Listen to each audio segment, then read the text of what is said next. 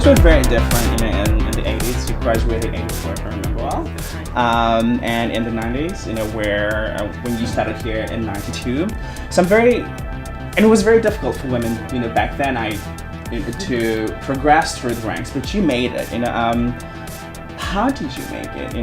What challenges did you face, as women? So,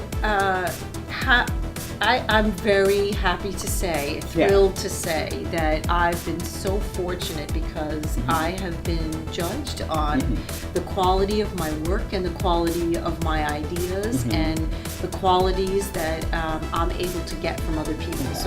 So being rewarded with greater positions and awards for what I do it's really based on merit. It's based on what I've been able to contribute, and that's a great thing. Absolutely. Because people should be rewarded for what they can do, not because of who they are or what color their skin is, or it's just so. To me, I've been extremely fortunate, and there have been people who have supported me, and I in turn have supported others. And I think that works. There have been obstacles along the way, of course. There are times when I've been introduced and a person won't hold out their hand to me for a handshake as the CEO. They'll go to the gentleman who's standing next to me first. And so, I look at that and I say, okay, there's an opportunity because I bet I can get him to shake my hand next. Yes. The next time, maybe he'll shake my hand Yes. first. But, that still does happen. Yes. It's out there. Yeah. It still does. Yeah. Thank you for sharing that. It's still, it is still out there. I mean, there are very few women CEOs. Yes, absolutely, that's true. Very few. Only 3% of CEOs are women. So it is a very small group.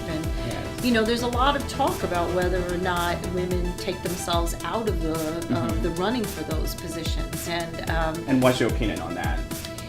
I think that some do. I think that some women say, will I be able to do that, instead of having the confidence in themselves to say, yes, I can.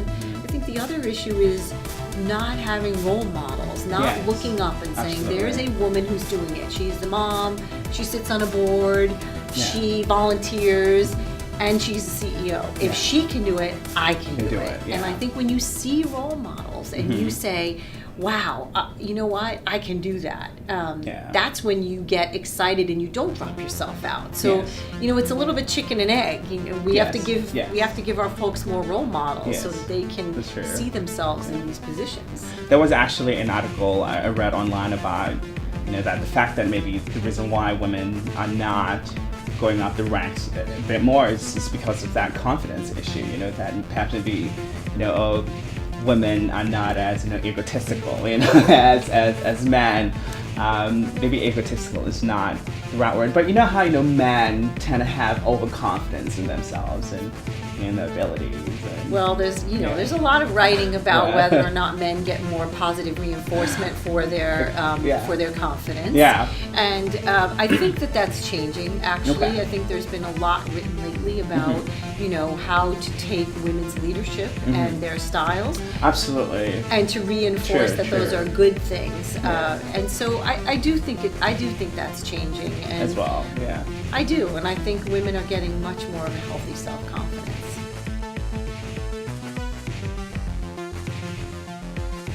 I think the women who choose to live into these CEO jobs do have a few things in common. Yes. I do believe they have to be decisive. They have to want to be able to take responsibility and live with that responsibility.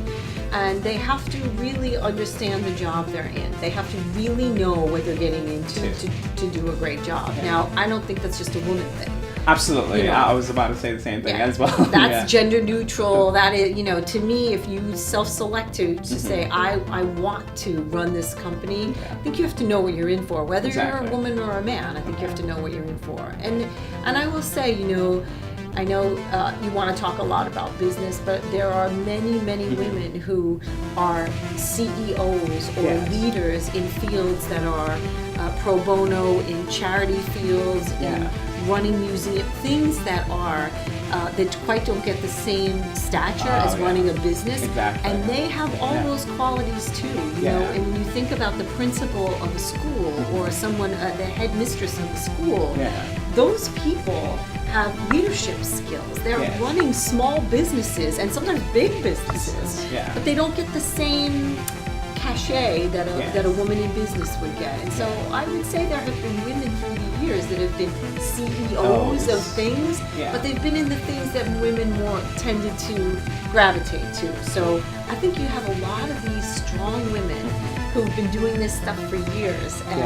It's just that they're not accredited, Well, and they're not, and they prefer to be in different fields. And now you're seeing more women enter into this field.